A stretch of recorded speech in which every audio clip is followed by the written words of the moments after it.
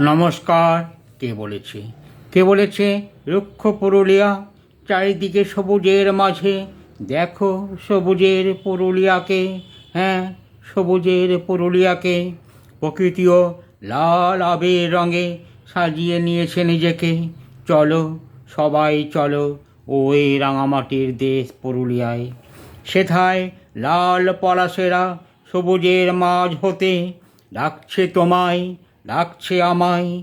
কি অপূর্ব সৌন্দর্যে ভরা রাঙামাটির পুরুলিয়া। অরণ্য জঙ্গল পাহাড়ে ঘেরা পুরুলিয়া, সূর্যের রক্তিম আভাও বলছে সে কথা। এসো হে আর্য, এসো অনার্য, লাল পলাশের দেশ রাঙামাটিতে।